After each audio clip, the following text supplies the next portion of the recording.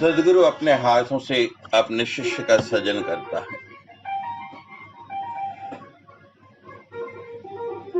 हम उन्हें भूल जाते हैं, लेकिन वो हमें कभी नहीं भूलता है। हमें उसका विस्मरण हो जाता है, लेकिन उससे कभी हमारा विस्मरण नहीं होता है। ऐसी कथा है निदाद और विभू की भी।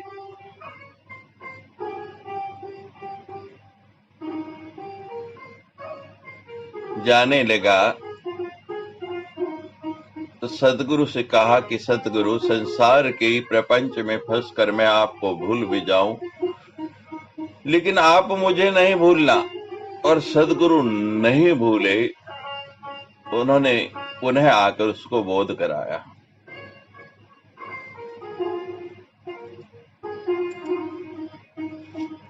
सदगुरु बोध देता है, गुरु आपको दिखाता है कि आप कौन हैं, आपकी सर्वोच्च संभावना क्या है, आप कहां तक पहुंच सकते हैं, क्या बन सकते हैं।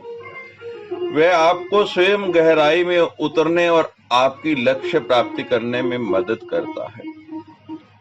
ऐसा करने के लिए आपको केवल कुछ तकनीकी या कुछ मार्ग ही नहीं दिखाता। गुरु भगवान का अवतार है और मुक्ति का द्वार है। दूसरे शब्दों में भगवान गुरु और आप स्वयं समान हैं। गुरु के दर्शन ईश्वर के दर्शन के समान हैं। सभी महान ज्ञानी इसे स्पष्ट रूप से समझ चुके हैं। भगवान बुद्ध ने इसे इस वचन के साथ व्यक्त किया है, मेरे विचार सदैव सत्य में है और देखो मेरा आत्मन सत्य बन गया है। भगवान कृष्ण ने जगत गुरु बनते हुए कहा है कि मैं बुद्धिमान व्यक्ति का लक्ष्य है और मैं ही उसका मार्ग, मैं ही उसका रास्ता हूं। एक महान गुरु की निकटता मार्ग को आसान बनाती है।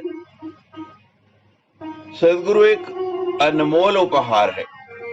इसे समझना और सराहना कठिन है। अनुभूति की जाती है, इसका अनुभव किया जाता है। गुरु समान दाता नहीं, सदगुरु के समान कोई दाता नहीं है।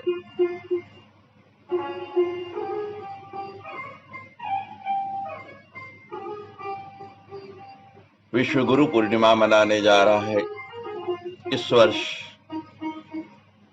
रविवार 5 जुलाई को। अपने अपने गुरुओं के प्रति अपनी श्रद्धा सुमन, अपने भाव प्रकट करने का ये बड़ा सुंदर अवसर है। सदगुरु के उन हाथों का ध्यान करते हुए जिसने आपको स्वर नमन कीजिए। सदगुरु के उन चरणों का ध्यान करते हुए जो आपको सन्मार्ग पर ले गए। उन चरणवंदों का स्पर्शन, उनका पूजन और उनका अर्चन कीजिए। यही गुरु पूर्णिमा है। इस बार सदगुरु को बड़े भाव, बड़े मन और बड़े प्रेम के साथ आप सभी लोग अपने अपने भावांजलि, अपने अपने श्रद्धा सुमन अर्पण करते हुए उनका आशीष ग्रहण करें। विनय फलम शुश्रुवा गुरु, शुश्रुवा फलम श्रुतम ज्ञानम, ज्ञानस्य फलम वीर्ति, वीर्ति फलम चाश अश्रु निरोध। विनय का फल सेवा है। विनय का फल सेवा है और गुरु सेवा का फल ज्ञान है। सदगुरु की सेवा करने से ही ज्ञान की प्राप्ति होती है। ज्ञान का फल विरक्ति यानी कि स्थायित्व, हमारे जीवन में ठहराव आ जाए, और विरक्ति का फल आश्रम निरोध यानी बंधन मुक्ति या मोक्ष है।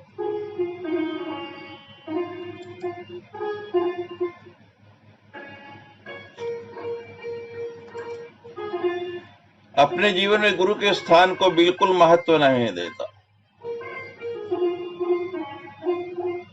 लेकिन जब वो थोड़ी प्रगति करता है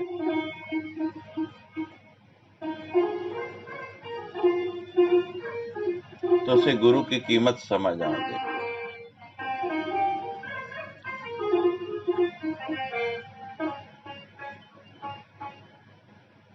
हीरे की परख हमें सदगुरु ही बता सकता है। हमारे पास हीरा होते हुए भी यदि उसकी परख नहीं है तो हमें उसकी कीमत नहीं समझ आएगी।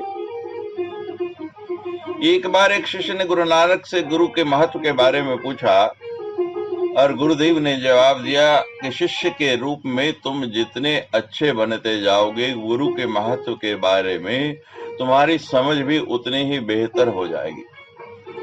उस समय शिष्य को यह बात समझ नहीं आई। उसने सिर तो हिला दिया, लेकिन उसके भाव से गुरु नानक देव समझ गए कि ये बात को समझ नहीं पाया है। ये देखकर उन्होंने उस शिष्य को एक पत्थर दे दिया और कहा कि जाओ बाजार में इसका भाव पूछ के आ जाओ, लेकिन इसको बेचना नहीं। शिष्य एक सब्जी वाले के पास गया।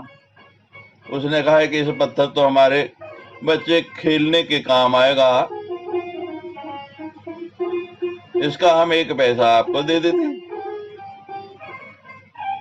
और आगे गया, एक किराने वाले से पूछा। उसने देखा बढ़िया चमकता हुआ पत्थर है। उसने कहा भाई मैं 1 रुपया दे सकता हूं, लेकिन बेचना तो है नहीं, कीमत पूछ के आनी है। सुनार के पास गया। सुनार ने उसने देखने के बाद कहा, अरे ये पत्थर तू कहां से ले आया? चल मुझे दे दे, मैं इसका 1000 रुपया देता हूं। बेचा नहीं। आगे एक जौहरी की दुकान थी, उस पर ले गया।